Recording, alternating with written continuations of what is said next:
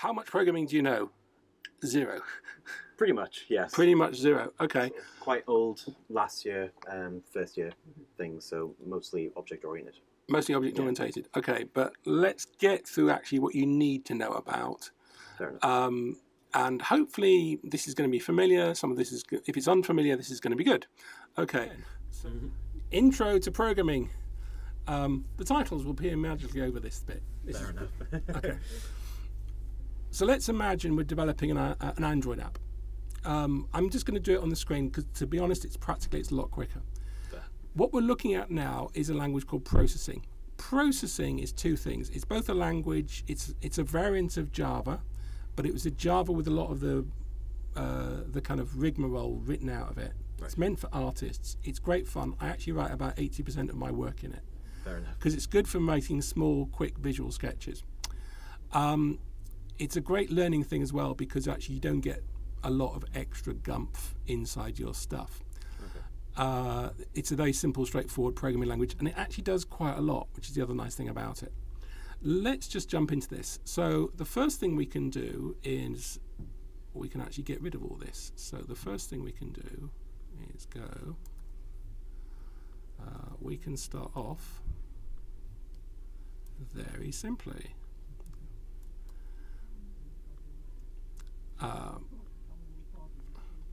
So let's just run this and see what goes on.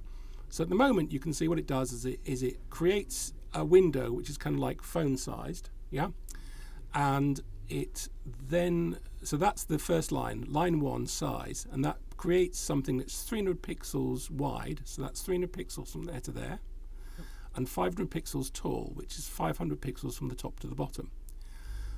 Now, weirdly enough, in all graphic systems, you always start up from here, which is 0, 0. Right. Okay, which is confusing because you're normally expecting it to be down there. Don't fret that. Okay. The next thing is we're looking at this bit of code. So the next thing is text, and what text does is it draws some text on the screen. Yes. And what you see here is there's three things. The first thing is the text I want drawing. Now, technically, what inside Java and most languages we use this word string, which is like a string of pearls. Yes. It's a bunch of letters stuck together. They really should use the word text, but it's a really old-fashioned word that's just kind of stuck with it. The next thing we're looking at is 3030, and what does this do? Well, what this does is it determines where on the screen that thing's going to appear. So if I go up 250 and press run, it goes all the way off the screen. Oh, nice. There you go. It goes all the way to that side there. It's almost like coordinates. These are all coordinates. Ah, right. And these are all like pirate coordinates, but very, very fine pirate coordinates because there's like 300 wide, 500 down. Right. Okay. And just like pirate coordinates, you can just put anything on that screen. Now, the next thing, so these two things are commands. Yeah. Now, the syntax should look fairly familiar to you if you've ever used a spreadsheet. You've got the text there, you've got a round bracket, and again, the reason for emphasizing round bracket is because they have different meanings. There's round bracket, there's double quotes, and then it goes into kind of text record mode, and then when you've got double quotes to end text recording, and that's the text I want putting up. That text can be as big as I like. That could be as big as the entire works of William Shakespeare. You know, a DNA can be billions of lines long, Yeah. or it can be as small as nothing. Yeah, it can be a space. Okay. In theory, you can actually have things like umlauts and stuff in the text as well. So any character would be Any character. I actually put an Arabic character in a few days ago. Fair enough. But not outside. You can't put non-American characters outside in the text itself. So this is all what they call ASCII characters. So it's A to, well, anything you can see on a keyboard normally without getting any cleverness. Fair enough. Okay. It kind of, again, this is a holdover from the 1950s when America was like everything. And like if it wasn't an American character, it didn't exist. Fair enough. Inside, you can have what you like. Next, we get this thing called a comma. Now, a comma separates arguments. And if only that was true of the real world, it'd be a lot easier. But it's not. An argument is one of the... I've given 3 arguments to this thing. I've given it the word, the position, and the vertical position. Yeah? Yeah. This one has 2 arguments, and you can have as many arguments as you like, or you can even have like no arguments. Right. You still need the brackets though. Okay. Okay. And then finally, you need a semicolon. Now, in some languages like Python, you just press return, and it's the same as pressing return, except in the old days, people would end up writing if this was a very, very, very long message I was typing, I'd want to start the thing on the next line, it wouldn't work. That wouldn't work in Python, but in Java you can do, because the equivalent of pressing return is that semicolon. So even if you put it on a new line, it still counts as the same. It still counts line. as the same thing, yeah. Now, the other thing you see people do sometimes is they'll stick 2 things on the same line. So for a compiler like Java, that is the same as that. Yeah. Okay, because it's found the equivalent of carriage return, the new line there. Okay, so that compiles fine. And if you investigate any JavaScript, you'll see people doing this all the time. They stick everything on one big line. Fair enough. All programs, another program we've got is rect.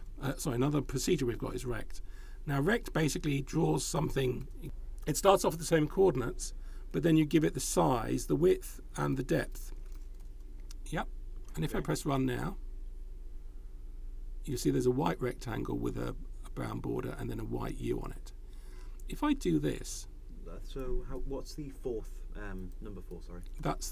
That one is the width. Okay. That's the width. That's the height. Okay. So it's X across, Y down, yeah. Width across, height down, and again it goes from the top to the bottom. So the first half is positioning the first coordinate, and then the top right hand coordinate. The actual size of the box itself. That's right. If I do this button and I go fill, let's just do it 0. I think that should be black. Just run that. It's not. Oh. The text is black. It was white before. Oh yeah, exactly. I want to do this at 35. And I want to do this at 35 that way. So if I carefully align these 2 numbers together, you get this effect. There you go. Not quite right. Let's do it a bit more. And again, when you're programming, there's a lot of hit and miss. 30, 45. Let's try that. Sort of running it again and again to make running sure it again and again, yeah. It works. Still not right. It's text 45 along. 45 down. There we go. I'm changing the wrong coordinate, and it's fine. You can't break anything. Now, hopefully that should look like a button. Yeah. Okay, and that's exactly what happens on your mobile phone. Yeah. Okay, everything on your mobile phone. So there are a number of simple commands. There's things like ellipse. Sort of 10, 10. Again, that's the top right. That's the center of the circle. Yep. 5. You've got 5 the radius. 5 the radius. Sorry. It's the radius. You can have the same radius for both of them, and it's the width and the height. Ellipse, yes. It's like a button fitting. It's an ellipse fitted inside that button. Okay. And then you've got line, and then we could do a line from 10 to 45, 45. If we run that, we've got a line going to the start of that button. Yeah. Okay. Now, what's quite cute about this is that everything you show on the screen is literally composed out of just about that. The only thing I've not shown you so far is there's a thing called an image, and that will load a picture up. Okay. Okay, but everything you see on your phone is literally that. So far, so good, yes? Yes. All right, so hopefully I haven't bamboozled you, but if you're trying this at home, try this at home. The next stage, what we have to do now is we have to go into this new mode. So I have to do this. I have to go void setup. Let's not worry about this syntax for the moment. I'm going to come back to it in a few minutes. Void draw. All I'm really doing is I'm grouping. So do you see these squiggly brackets? Yes. Technically, they're called braces. And for every beginning bracket, there must be an ending bracket. And this is a bit like using a drawing program where you kind of like group things together as one thing. Okay, almost like a layer. Like in a layer, Photoshop. like a layer in Photoshop, yeah. Except what happens now is we give that layer a name. Yeah. Okay. And I've got two of these groupings together. One's called setup and one's called draw. These are drawn in blue because they're special names, and we'll come back to them in a few minutes, but let's just do this. Draw, run. Okay, now it's all changed a bit, and it's changed a bit for a reason. I need to start off with fill. If I go 255, 255, 255, if I go up to tools, there's a thing called a color selector, and do you see the RGB values, yeah? Ah, yes. Okay. This allows me to select any color that I can think of, yeah? Yeah. Okay. And what I'm saying is I'm setting the fill color to white. I'm drawing the rectangle. I'm now setting the fill color to black. I can just go 0, 0, 0. I'm then drawing the text in black. I'm drawing an ellipse in black, and I'm drawing a line in black. Okay? Yes. Right, so far we run. Good. There we go. So that's what we got before. And finally, you notice it's slightly different, and what I'm going to do is I'm going to use a thing called background. Now you don't have to worry about this. Let's do 0. Let's do 200, 200, 200. And background's a bad name. It really should be called erase, because what a background does is it erases the window. Okay. It gets rid of everything on that window. Now, although that looks the same, draw gets called 60 times a second. Oh. Okay? You can't really tell that, but if I draw... Oh. Let's do button plus... okay, let's do mouse V. So, mouse H. No, mouse X. Mouse Y. That's it. I'll explain what that means in a second. Okay. But basically, do you see the mouse, that value's changing? Ah, yes. Okay. So the big difference between a program and a spreadsheet is a spreadsheet shows you the numbers all the time, and a program only shows you the numbers when you tell it to. Okay. Okay. This is being redrawn 30 times a second. Right. Okay. So it's actually quite a nice starter point for making a game. But you notice that as I move the mouse around, basically it's constantly erasing the whole screen. It's constantly drawing it, and then if I move up to the top left-hand corner, you can see that 0, 0. It doesn't work if I go outside the screen. Yes. But it only works if I work inside the screen. So the program can only tell what's inside its box. Box, yeah. Inside its window. Yeah, okay. So I can get quite close to 1, 1 there. I've also done a couple of things down here. The first one of which is you've noticed I've got a string plus a number. Yes. Okay. Now, this is what we technically call a variable, and you would know this as a cell in the spreadsheet if you've never programmed before. So in a spreadsheet, you're used to typing like A5 equals 34 or something. Yes. Okay. Now, that is a cell, and it's A across and 5 down. Yes. Inside many spreadsheets, you can act like Excel. What you can actually do is you can name a cell and give it a name. Okay.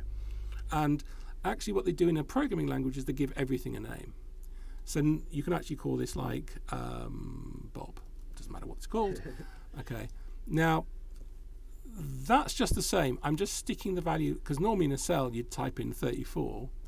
And what here we're doing is we're just typing in Bob equals 34. Yeah? Okay. In a normal spreadsheet, you'd then have a kind of menu command for doing the formatting. Right. In a programming language, one of the ways of thinking about it is you need to tell it what the format of that number is. So if it's a number, int stands for integer, which is a counting number. So 1, 2, 3, 4, 5, 6, 7, 8. Yeah. Also includes negative numbers. There's another one called float, which allows you to have fractions. Shoe size equals 8 points. So this one won't accept decimal points. Okay. This one will. And equally, this is now a command, which is basically create a variable called Bob. So therefore, I have to have a semicolon at the end of it to say, get on with it. Okay. That's the end of the line. And that's the end of the line, yeah. And again, we can actually stick them both on the same line if we wanted to. We don't have to. The machine doesn't care. Fair enough. Where are we now? Good. And obviously, just like a spreadsheet, you can do any other calculation. Okay. The ones that I actually find interesting is I once had a student and I said, type in 34 times 34, and they did that. And it's like, I was going, oh, why did you type in that? And he goes, because that's how you type multiply. And he goes, well, actually, no. In a machine, you type this. Okay, it's asterisk. If you're used to spreadsheets, it's not a problem. But actually, I was really bamboozled when the guy showed me that. He goes, yeah, of course, he's completely right. That is how you should type it. In a real language, they'd use that. But they don't. They use that. The other one they use is they don't have again, being an American keyboard is they never had this symbol. Yes. They never had a divide symbol. So they replace it with this one, the slash. And again, programming languages get a bit intensive with the old slashes there, and it can look really confusing. Yeah. But basically, if it's between numbers, it's a divide. And you can string these things together. Now, the fantastic thing about numbers is you can take, and you can have brackets, obviously. So you can have so because 5 plus 2 divided by 3 is going to be different between 5 plus 2 divided by 3 or 5 plus 2 divided by 3. They're going to get different results. Yes. So the bracketing is just there to make you, allow you to be clear. But again, your equations can be as big as you like. No problem. Yeah. Now, there is a weird equation, which is if you have string plus another number, it will join the string together. And it basically converts the binary value into text that you can read. So when I run this program, then it's writing that square up there. Okay. Yes. Now, when you get things like if we're doing like a banking app, and like account number, account deposit. It goes in there. Okay, and then you can print it out. So because you've named it prior to this, you can now use it wherever I want. Fair enough. Now what I can do is a variable can be used anywhere a number's used. So for example, let me just do it this way to make it a bit clearer. What I can actually do is say, let's have another int called int my8 equals 8. Yeah? Yeah. And then I can replace this 8 with that. And that will get the same result. Fair enough. Okay. And by the way, if I need to see inside the program, there's this thing called print line. So that's an L, not a 1. And if I go print line Bob and run it, it'll actually come out at the bottom down here. Okay. And this allows me to see if anything's going wrong. So this is what the maths, like that. Yeah. So this is what the user sees, and this is what the programmer sees. And generally, it still goes on even when you've got a real Java app on your phone. It's still printing these things out occasionally. It shouldn't do, but they actually do. And if it goes wrong, this is the stuff that gets sent off. You know, have you ever had that with a phone? Goes, can I tell the developer what went wrong? Yes. It's taking everything that got printed out and it's sending it off to the developer. Okay. So this is this very developer style way of working, which is you print individual things out. And if you look at the books on programming, they always start with that. In true Java, they actually use this thing called system.out.println, Bob. And that's the same thing. If you ever look at any textbook, if I press run on that, it's again printing 5 followed by printing 5 again. Yeah. And in processing, they've just got rid of this bit to give you that. Fair enough. So processing's a much more sort of cut down version of language, removing all the sort of internal long system.out exactly. Now, so with this, we can create as many cells in the spreadsheet as we like. Okay, so anything we can do with anything we can do mathematically, we can do there. But computers aren't just about maths. We can also use this thing called strings. So I can go string name equals, so this is where you have to use string instead of text. Yeah. Right. So Gala, there we go. And then what I can do is anywhere that that uses string, I can use this variable for. So here I can go name. And there you go. And then it's added 8.4 because that was that bit. So I can take a literal. So these numbers here are called literal numbers. That's a literal string, but basically I can make a variable. Right. You can think of a variable like a cell in a spreadsheet, or you can think of it, I often say, think of it like a jam jar. So that's the name on the label of the jam jar, and we can put things into the jam jar. Right. Now, let's do something a bit interesting. What we can do now is we can go int h. We can give any name we like for a variable. They typically start with a lowercase. And by the way, there's a convention in most programming languages like C and Java and so on that you start with a lowercase, and then if you have to have a second word, you begin with an uppercase letter. Right. So you can see here it's called, normally you'd go like set up. You can read it. Would that be similar for variables like account deposit and things as well? Yeah, account deposit. What I really should do is go account deposit to make it a bit more readable. Okay. Actually, we can actually use an underscore, but actually that's kind of, people prefer the look of that for some reason. Fashions come and go. Let's not fret. I'm going to declare a variable called h, and I'm going to start it off by sticking 0 into it. Okay. Okay. Now, what I can do is, and again, this is where not having a knowledge of maths. Oh, by the way, you've noticed it's noticed that that variable no longer exists, and it's drawn a red line under it. If I made a mistake, it will underline it, highlight it, and then tell you what doesn't exist. Okay. Okay. Actually, I feel that we should be doing in lessons we do more errors, because actually noticing an error and figuring out it's a bit easier. So far, so good. Okay, so I've got this variable called h. Let's get rid of everything else just to make it simple. H. Now, we start off with 0. Let's just run that. Oh, Bob's gone as well. Let's get rid of that. Let's run. So h is 0. Yeah? Yes. Now, what I can do is go, let me draw a line from h. So I've just substituted, and I'll make h equal 10, yeah? Mm-hmm. So it's going to be exactly the same. Right. So far, so good. Now, this is where it gets a bit crazy, because what I can say is like h equals h plus 1. Let's make it 2. Now, if you know maths, this makes no sense whatsoever, because what I'm saying there is saying something is equal to itself plus 2, which can never happen. Yes. This is computer land, and what happens in computer land is this doesn't mean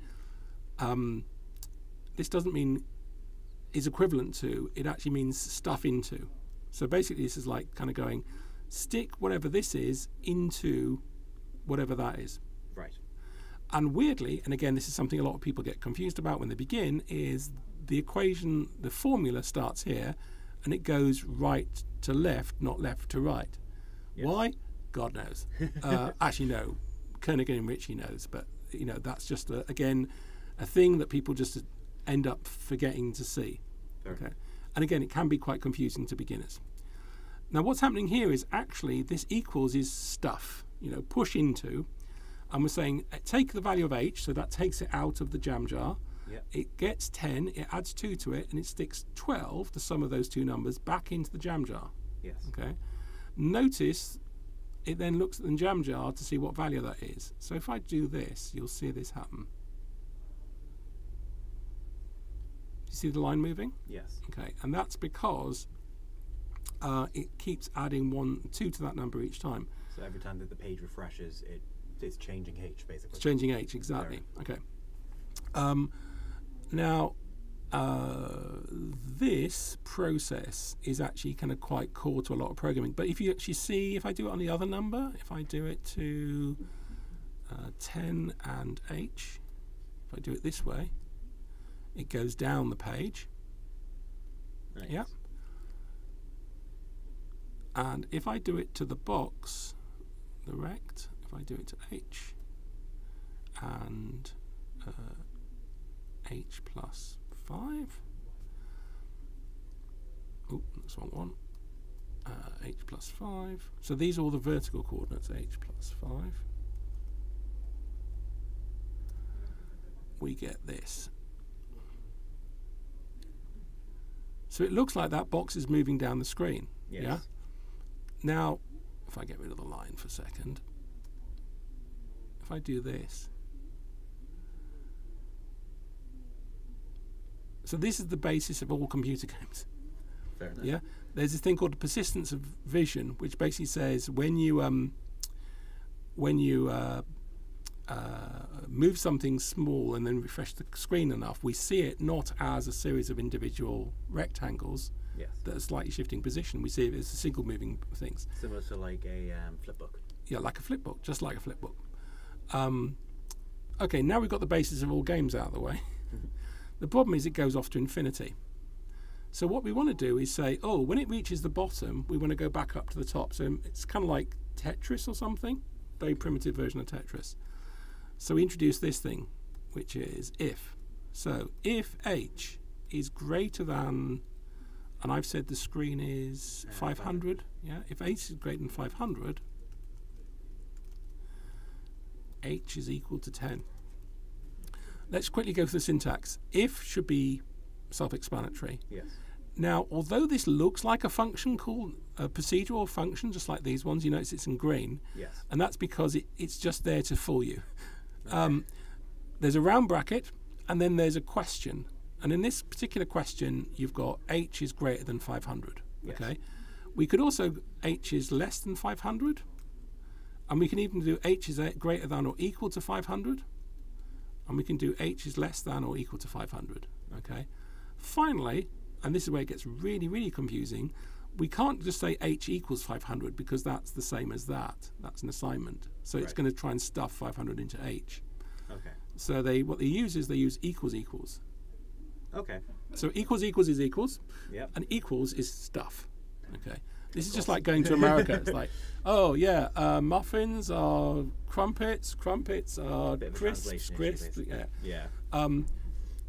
Yeah. Chips are crisps, crisps something else, blah blah blah. So it's a bit like that. So double equals equal to 500. So let's just go. Let's use greater than 500 because it's very reliable. If I run this now, it's running it, and each time it goes through that loop, it's asking if H is greater than 500, and then when it is, It jumps it back at the top. it jumps it back up to the top. Now, although that seems really trivial there, this is the essence of all computing, because this is the one thing a machine can't do.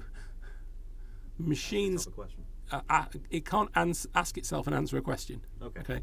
So what makes a computer different from any other machine like a power supply is a computer can ask a question and answer it. Okay. Well, okay, that's a bit of a broad stroke statement there. Okay. Theoretically, this could be a thermostat, but generally the big difference here is they can make things. We can actually make big questions. We can actually make other questions. Okay. So, for example, we could actually say, Yes. I can go if mouse pressed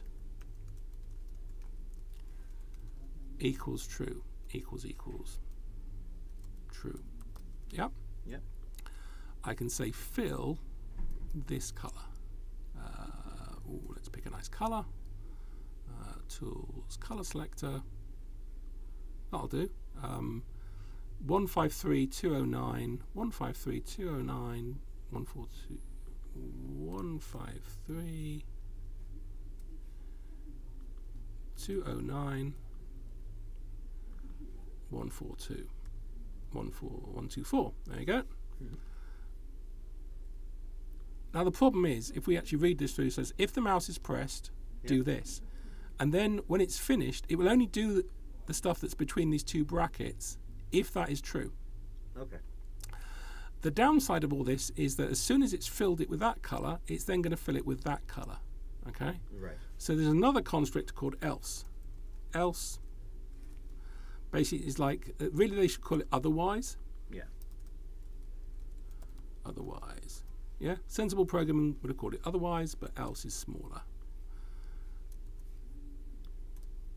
So again, you notice all the commands are inside these grouping brackets. Yes. And that's so it knows when to stop the if statements, because these will only get executed if that is true. Yeah. Okay. So by putting the else in, you're preventing it from filling it one color and then instantly filling it a different color. Yeah. So this one, else will only happen if that is false. Okay. Okay. So let's just see this in action. Now, if I press the button, you see it's going green, but only when I'm pressing the button. Fair enough. All right. Good. Okay. So what we could do is say, if h, so at the moment we've got h coming down, if h, let's do an equation, int gap, and this equation is going to be the gap between the value of h, which is how far down its screen this is, and the mouse position. Do you remember before we did mouse v?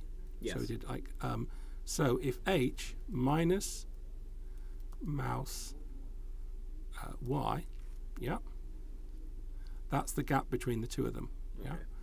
And again, I can go text space plus gap at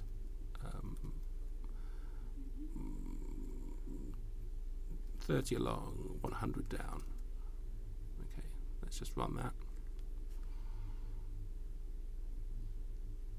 Now, if you notice, if it's small, so if the gap is small, I'm clicking on it. Yeah. Okay, so I go if. Oh, the problem is it's positive and negative. So what I'm going to do is I'm going to use this maths functions called abs, which basically gets rid of the negativeness of it. So if it goes if int gap, if gap is less than, say, 30, h is equal to 10. Okay. And let's just try and do this. Ooh, there you go. If my mouse is nearby, it jumps back up. Okay. Now what I wanted is if I'm clicking on it and it's nearby, then it's going to jump. Yeah. Okay. Well, it's currently just if you hover over it. It's just if I hover over it. Okay. So now we introduce this new magic command, which in a proper language would be called and. Yep. But in all the C-derived languages like Java, it's called ampersand, ampersand, and. Okay. Because just one isn't enough. Because just one isn't enough. Mouse pressed. And we can. So what we can do is we can say if mouse pressed is equal to true.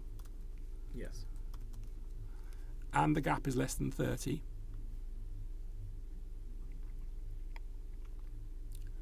So if I click on it, if I click over here, nothing happens. But if I click on it, thing. So already I've got a clicky game. Yes. Okay. This is why teaching games programmers is really easy, because there's nothing you can't turn into a game. Fair enough. Right.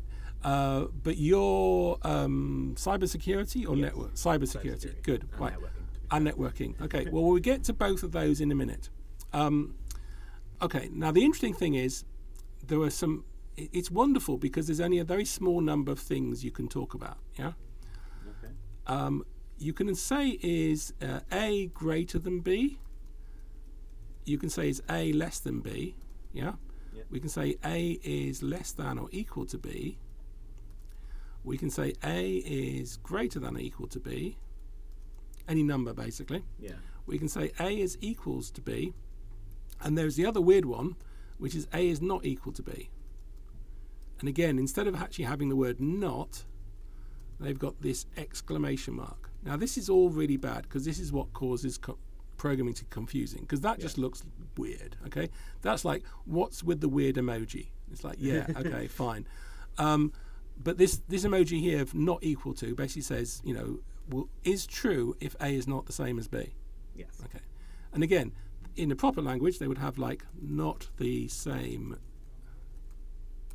as B, and that would be fairly obvious what it's doing. But that would be too much, and people wouldn't earn the big salaries. Also, this is the real reason this is less typing. Okay. Yeah. Now, there's a lot of learning, sort of like the small, like different meanings. So putting 2 equals in, exclamation mark equals is not equal to, things like that. And to be honest, this is a lot like kind of doing ballet or playing guitar. There's a lot of this learning of these very awful, terrible ideas, like plie in ballet and whatever, or playing like a chord and thing. Once you can actually get the chord right, actually everything becomes really easy, which is why I think I can do all this in an hour. Fair enough. Okay. A lot of this is actually going away and trying to remember all this stuff. Yes. Okay. Once you know that you need to know it, you're normally pretty good. Now, actually, they use a lot of this in. Obviously, they use all of that in Excel, so you know all that already. It's only these ones that are new. The other one, so that lets you do any single comparison. Yes. Yep. The next one is there's another one which is joining things together. Okay. So you can say A and B, which is what we just did down there. If the thing is that and the thing is that. Yes. Now we could actually do this. We could actually put one if statement inside another one. Okay. Okay. Because this if statement only gets executed if the outer if statement gets executed. Yeah. Fair enough. So in many ways, and I should have shown you that to begin with, that and is just a shorthand for this. If you ever get confused, there's nothing wrong with typing that in. Yeah.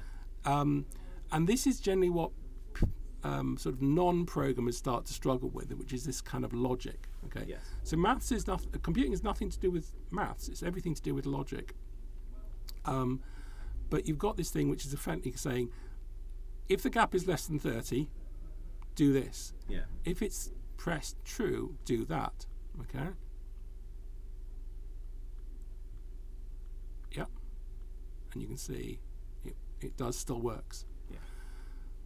I always say to my students, if you ever get confused, it's all right to stick one inside the other. Fair enough. The other one is if you've got either of these conditions true. Yeah.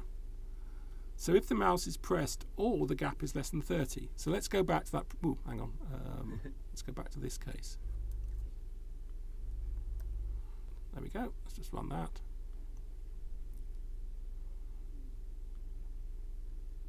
So I click, it goes back. If I get close to it, it gets back. Okay. This is now an OR as opposed to That's an OR and OR than AND. So again, in programming, you tend to represent these things as OR. This used to be a lot easier because there was a point when Google actually understood ampersand and vertical bar. What's that? That key there, shift, whatever that is. Shift next to double quotes. Called, yeah. The vertical bar key. Yeah. Again, I don't know what it's called. I just press it a lot. Fair enough. That's specifically on a Mac as well. I think on PC it's in the top left. Ah, okay. So fantastic. it requires like Control and Alt. Really? Yeah. Oh God, that's awful. Yeah. So we've got A, vertical bar, 2 of them, obviously. B is the same as OR. Yeah. Yep. And you can actually, just like an equation, you can group the bits together. Okay. Like that. And you can actually group them just like an equation. You can actually go or I don't know what we've got. H is equal to 44. Yeah. You can go along as long as you like. Yeah. And they don't even have to do that. They can actually go, you can actually combine things together. Yeah. So you can go ampersand as well. So you can have like a group like that. So you can actually sort of stick these together as one thing. You can say, if the mouse is true and H is equal to 44, then do that. Now again, if you do any games, there's lots of these kind of logics in them. Okay. And finally, there's this other one, which is exclamation mark, which is not, and that just inverts it. So I can say if the gap is greater than 30, if I say not that, that's saying not. That's reversing it. So it's the same as saying if the gap is not equal to 30. Yeah. Right. Which is equivalent to saying that. Okay. Yes. Right. So far, so good. And that, weirdly, there was a weird mathematical proof done really early on. It basically says that is everything you need. Okay. Okay. And there was a guy called Henry Boole. Henry Boole. And I like him because he was a mathematician. Yeah. And he was kind of going, if only reality was like maths. Because in maths, it's like, people go, well, I think this plus that is equal to that. And the other guy goes, I think it's that. And they'll go, let's calculate it out. And eventually one of the mathematicians goes, oh, yeah, I forgot to carry the 1. Yeah, fine, I admit I'm wrong. So he goes, if only we could do this with every idea in the universe, we could get rid of war. Because people would just like work it all out logically and then do this. So there's this kind of huge idea. And he basically said all you need to do to work out any logical statement is to be able to sort of say, Alice likes fish. True. Okay, Alice likes fish. Alice likes fish. Yeah? Yeah. Equals true. And then, Boolean. Bob likes Alice equals true. Anyway, I'm getting way off the point here, but this basically goes all the way back to Aristotle. And he goes, and again, there's this idea that you could work everything out. And what was really fascinating about the early age of computers was they suddenly realized, we could use this mathematical concept in a machine, and it can, in theory, work out anything. Okay. And that was a big step, because all you need to know are those statements, and you can figure out any statement. You can work out any sort of... Any decision can be broken down into these smaller steps. And that's most base components. Those are the basic. And those are the basic ones, yes. So let me give you a quickie demo, which if I was going for time I shouldn't do, but I'm going to go anyway because I'm really, really excited by it. So for example, I can say if mouse y is greater than h, yeah? Okay. So that means if you imagine a vertical line, my mouse is below h, yeah? Yes. And currently h is where the box is. Where the box is, yeah? I mean, I could actually say the mouse is less than 32, but we've got a generic number in there now. And if I say, and the mouse y is,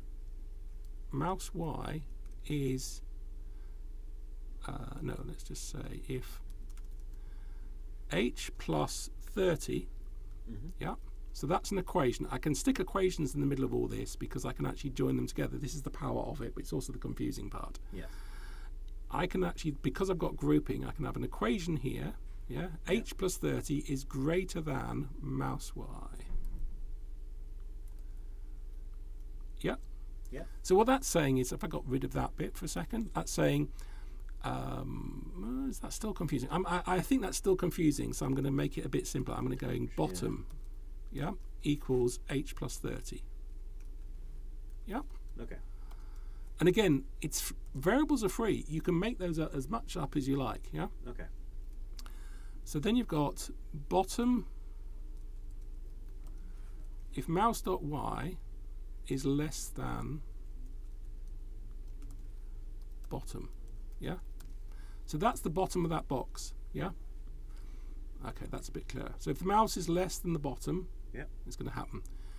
And obviously I could say if mouse pressed equals true, and the mouse is less than the bottom. So I'm going to be below the bottom of the box. So if I just run that.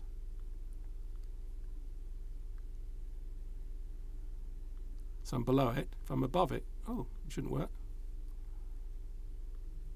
Oh, it's because mouse pressed. I think the other one is still currently active, possibly. Oh yeah, it is. Yeah. Well, no, that's just for the filling. Oh. Again, now we're getting to the world of programming, which is like sitting here for a long time going, why is this working? If the mouse is pressed as true and the mouse y is less than bottom, bottom is equal to the h plus 30, that should be working. See, that should... Oh, that's not working. Oh, because, of course, that's the bigger number. So I actually want it the other way around. Mouse has got to be greater than bottom because the numbers are measured from the top going down. There we go. Let's do it this time. If I do it from the top, it just changes colour. Right, that makes a lot of sense. And again, in programming, there's a lot of this kind of going, well, the machine's doing what you said you wanted. It's like a genie. It does what you said you wanted, not what you meant. And you have to figure out. So actually empathizing with the machine goes on a lot. Now for the interesting part. If I go, if the mouse and the mouse Y is greater than H, yeah? Mm-hmm. So what that's saying is if it's between a band, which is between the top and between the top of the line, the H value, i.e. the top of the rectangle, and it's below the, and it's above the bottom, i.e. it's between those two bands, and the mouse is pressed, yeah?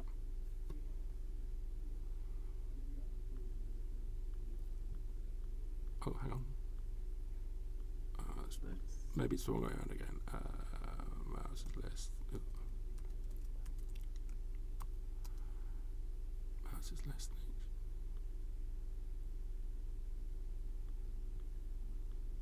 H. Okay, my logic is going faulty again.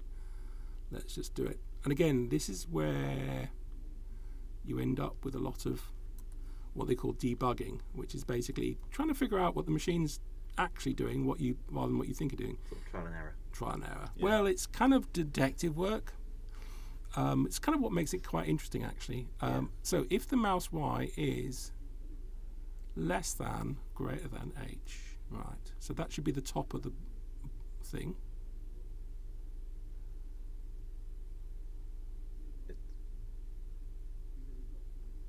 Oh, it's only. Oh, that's kind of weird. If the mouse Y is. Oh, the mouse Y is greater than H. It's resetting it. Yeah? Yes. So only when I move it above it. It lets it start moving. Lets it start so moving. Constantly setting it to 0. Yeah. But it looks like it's not moving. That's right. Because it's not actually moving. It's just being redrawn. It's redrawn exactly in the same place. Okay, so if I do the mouse is pressed and that, and you see what I've done is I've kind of gone into immediate programmer debugger mode of like simplifying it down to the simplest possible elements. So add in the bits one by one to make sure you know which part of it isn't working. So now it's only working if I'm pressing the button and it's below it. Yes. Okay. And now if I add in the final bit. Oh, by the way, these things with the slashes. Yes. You know, like in Word, you can like insert a comment in those little yellow stickies. Yes. This is the equivalent. It basically disables the text, so the machine doesn't see that as white space. So it lets you put in like sort of either explain what it is that you're doing, so if you come back your code later on, you know what it is. Yeah. On button. Yeah. Ampersand, ampersand. And the mouse Y is greater than the bottom. Okay. Let's try and go for this one. Ooh. It's working for the below. I think that you might need to flip the greater than for bottom. Yeah, I think it should be less than. Yeah, that's right. Because again, it's run from the top. So. Good. Okay. Oh, there you go. There we go. Now it just comes out the point of actually trying to click on. Oh, now it's below it. Okay. And let's just try and stick it in the same place. H equals 50. Let's start off with H equals 50.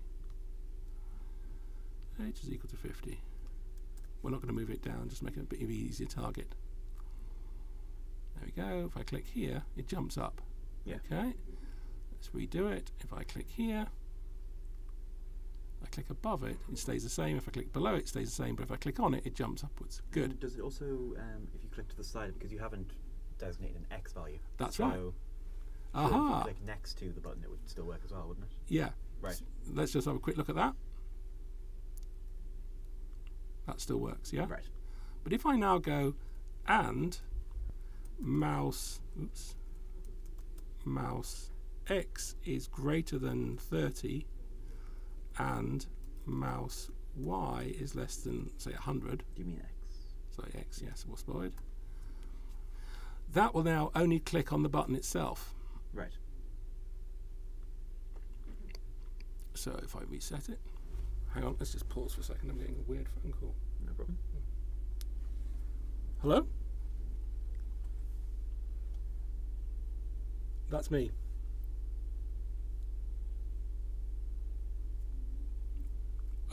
I'm Dr. Dr. Nick Conroy Dalton, yeah.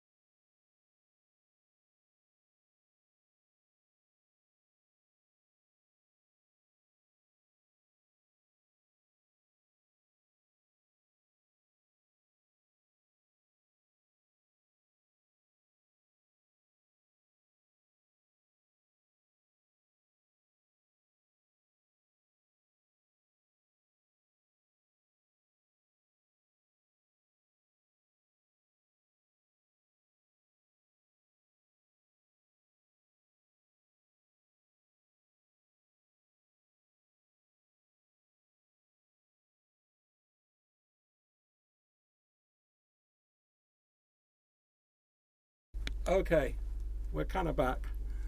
I've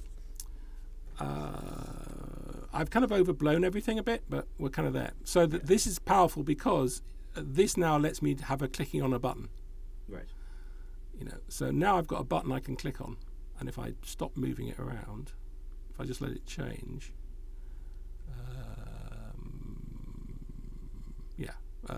you can see that I can actually highlight it, and that's how you do clicking on a button. Right. So if we can do a button, we can actually do anything. Right. Yeah, checking a mortgage, whatever we want, we can do. Okay. Okay.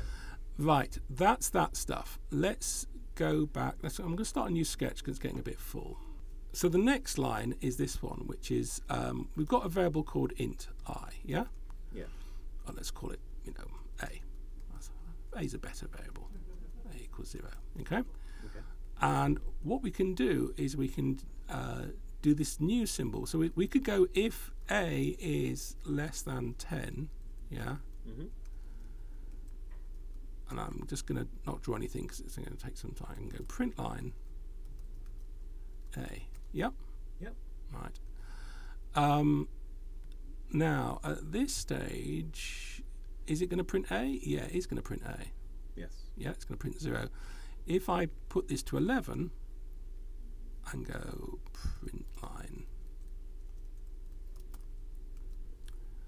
hello, nice programmer hello for you there, print line, notice it's underlined it because it's angry. There we go, print line, let's go, there you go, hello, great, it's working again. So but in this case it didn't print a. It didn't print a because that was not true, so it skips out line 5, 6 and 7. Yes. Okay. Now, although this does look like an if statement, like a function, it's not. People often make the mistake of doing that. Yes. Satellites have been lost because of that kind of stuff. All right. Because it won't complain about it. That is a legitimate syntax. Yes. Because you can group anything. You can make these groups. These are just layers, you know, inside a program, inside a thing. Yeah. Fair enough. So we don't have to worry about that. Let's go back here. And it will do that. That's fine. But now it will print out. It should print out. Yeah, it does. Look, prints out 11 and it prints out A because they're going, oh, it's not working. It's actually, well, that's because you've got that bit left on. This should always be followed by a squiggly bracket. Yes. Okay. And sometimes you'll see people write that syntax. Okay. Most people prefer this kind of indented syntax, and they like the beginning and the end. So there must be at the beginning there must be an end. So it's very sort of like user's choice almost. Yeah. As to how specifically you lay out your code. Yeah, and you can actually tell people, you can tell who programmed something by looking at the code quite often. It's so personal. Okay, so far so good. Now, we can actually do something quite interesting. What we can do is say A plus plus. Now, what this does is this is a shorthand for just adding for 1 to whatever's in A. So if I start off with A is equal to 0, and if I print it out at the end, print line A, and run it, it prints 0, because it starts off with A 0, A is less than 0, 0 is less than 10, yes. Print A, prints out 0, plus plus adds 1 to it, and it prints out that. Okay, this is where it starts to get interesting. If I now replace this with a new symbol called while, okay? Yeah. And what while does is, when it completes the loop, it then goes back up and just checks to see if that's still the true. Okay, so it still almost works as an if statement, but it repeats. It keeps repeating. Yeah. So basically it says, while this statement is true, keep waggling this tail here. Yeah. Okay. And if we do that, we get all these numbers. Yeah. Okay. Now, this is where things start to get useful, because if you, supposing someone came to you and he said, look, I've got 10,000 lines of a log file with this hacker breaking into it, okay? And I want to print out every line that does it, then your problem is then having to go through each line. Yes. Okay. Now, what's quite powerful is that, if I gave you 10 lines, it might take you 5 minutes to go through 10 lines. Yeah. Okay. And if you have to go through 10,000s, it can take you 10,000, whatever that is, sort of few days worth of time. Yeah. But what we can actually do is we can actually say, if I can program it, I can actually make the machine do the work. Okay. So this is like a kind of make your own robot that repeats these actions again and again. Yeah. Okay. In this case, the action is to print that line. Yes. And then add 1 to it. Yeah. Yeah. Okay. The syntax of this is exactly like the if statement. Anything you can do in an if statement, you can do here. Okay. The only kind of Gremlins. Have you seen Gremlins? The movie Gremlins. It's like, in the Gremlins, the warning is like, never feed them after midnight. Okay. Yes. And with a while loop, the answer is always change something so that it actually eventually reaches the point where it's going to escape. Otherwise, it's going to go on. Otherwise, it'll go on forever. Yeah. And this is the big mistake with while loops, is people forget to do that bit, and it goes on forever and it breaks. Okay. Right. If you ever had a machine hang on you, like a game that's suddenly just frozen, that's probably a while loop gone wrong somewhere. Fair enough. Right. Okay, so this is where it starts to get useful to you. Okay, we've got variables now called A, and quite often, let's just do this, like string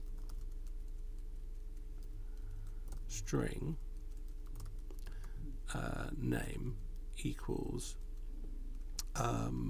Bob. Yeah? Yeah. Right. There's an interesting bit of syntax. If I go Bob dot equals, it's probably better as an if statement. If Bob equals Bob. Yeah? Yeah. I'm going to go print yes, found. Does that need another bracket in it? That one doesn't. Oh, yeah, it does, yes. Well spotted. Because for every beginning, there must be an ending. Notice when I highlight it, it actually shows me the matching one. Oh, yeah. Highlight it in blue. Yep. And let's get rid of that one. Okay. So if I do that, this is a syntax that's on a string. So there's this weird thing which it says dot something, and what that says is basically say ask the string. So this is like phone up string, and ask it to do equals with this as an argument. Right. This is unusual if you've ever used a spreadsheet, but this is what's called an object syntax. Okay, which we'll probably not have time to cover, but we'll get close. This object syntax allows me to see if Bob equals Bob. Okay, now I can replace, as you just mentioned, name with Bob. Yeah? Yeah.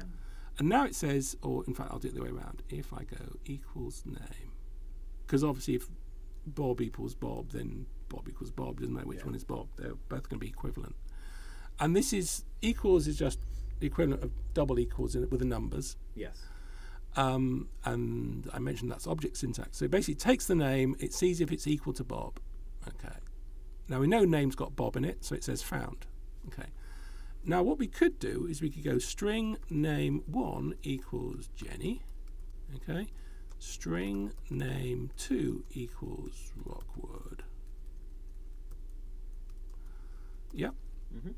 And we could sit here a lot and go, if name 1 equals Bob equals name 1 found, if Bob equals name 2 found. Yeah. Yeah. Now, quite often I've seen that in a lot of student code is they go name 1, name 2, name 3, and they'll just keep cutting and pasting like crazy, and which is fine. But actually, there's a shortcut. There are 2 shortcuts. The first shortcut is this one. What we can actually say is, so let me just do 3. Name 3, yeah, equals Joe. So we've got name 1, name 2, name 3. And what we can actually say is this. We can actually say string, and I'm going to use a capital. I'm going to use title, first name, because I don't want to be confused with that one. Right. And then I have this square bracket syntax. So far we've used round brackets to mean formulas and stuff. Yeah. Like normal grouping. We've got squiggle brackets to join statements together. Yeah. And finally we've got square brackets. And this actually creates something called what we call an array. Right. New string. And we can say how many we want. We want 4. Yeah? Right. Now what's quite nice about this is we can say first name 1 equals Jenny. And then we can say first name 2 equals Rockwood. And so on, yeah? Okay. Now, hopefully that's not too scary, because like if we didn't use the word name, all I've done is I've basically taken that and I put a square bracket around it. Okay. But we've actually done something pretty magical with it, because this can be an equation. I can actually say 1 plus 1, which is the same as saying 2. Yeah. Okay. Or I can even do this. I can actually say int which equals 1. Okay. And I can say which here. So it takes the value of 1, in which it looks up the value 1, and it returns and it assigns Jenny into that thing. Okay. And equally I can go print line. I can get a value out, print line first name there, which same thing. Okay. So I can stick, just like I can use that just like any other variable. I can use that just like name 1, name 2, name 3. I can use which name. I can use that, or I can actually use a variable. Now this is where it all becomes wonderfully magical, because let's see, there's another syntax, by the way. So that's in the old days you used to see a lot of code where it would go make this array and then it would be filling up with values like this. Yeah. And so they changed it so you can go string first name square bracket syntax again equals, and then I can just copy all of this across. So an array is basically a list. An array is a list. And the number that you put on the list is where in the list it is. Exactly. Okay. But now for the fantastic, useful magicness of it. I've got an array. Okay? Yeah. What I can actually do now is I can say, instead of going first name 1, I can actually say first name 1. Yeah? Yeah. Same thing. Hopefully that's not a big jump. It's starting to look ugly. Yes. Okay? But conceptually you're there, yeah? With arrays, do they start at 0? They do start at 0. They do start at 0. Okay. I was going to get up for that. If I go string, if I now go int, we've got which up. Have we got which already? Yeah, we've got. Yeah, I did delete it. Yeah. Fine, let's get rid of that. Gets rid of all that. So we can actually replace all of these with that. Yeah? Yeah. And now we can go which equals 1. Yeah. Come back to that later. 0. Yep. Okay. And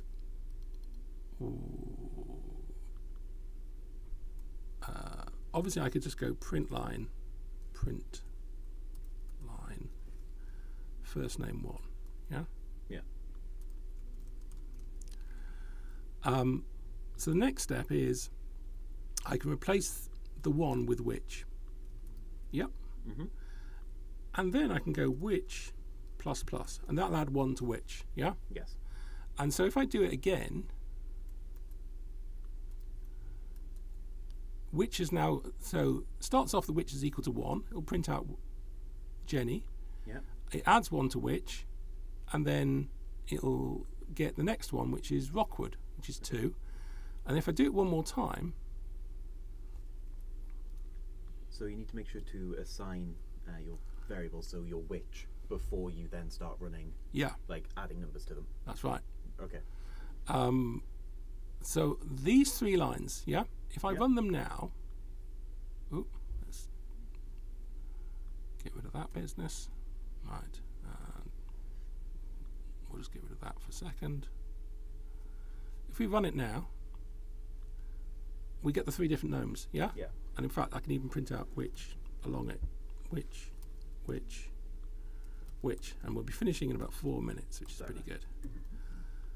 Right, we get these 3 numbers. Yeah. Okay, fantastic. And that's their position in the list. And that's the position in the list. Okay. And you can think of it as just as a spreadsheet, a vertical spreadsheet with those names in, or a horizontal spreadsheet with those names in. Okay, Yeah.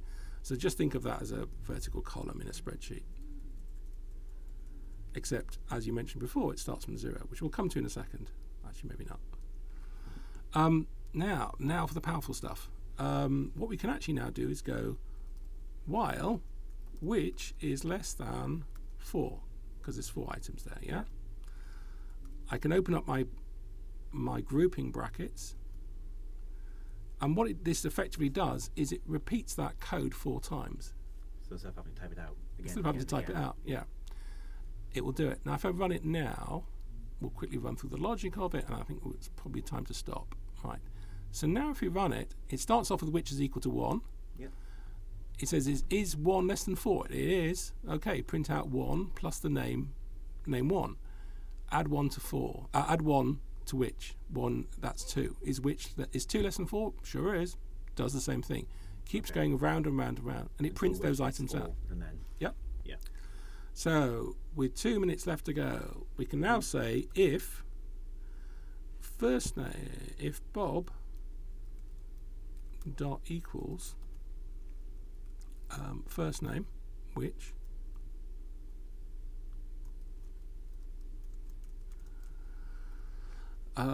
print line found. Yeah. Yeah. And just to make life easier, our criminal Bob is going to go in here. Bob.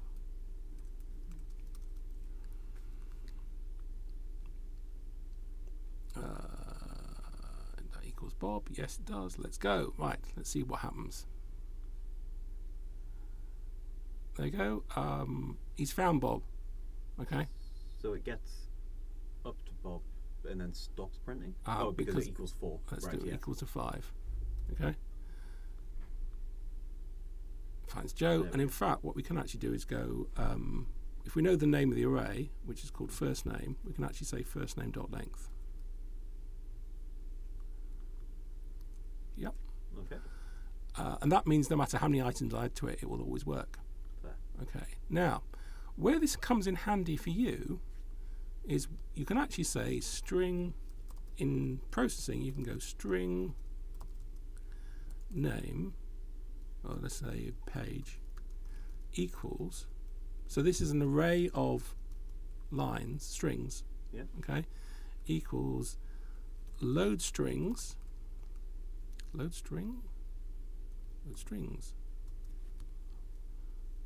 load strings.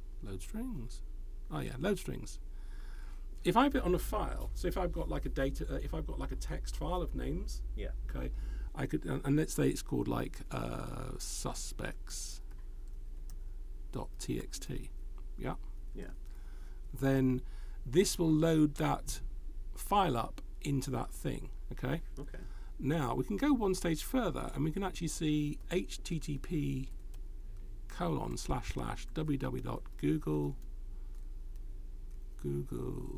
http://www.google.com. Yeah.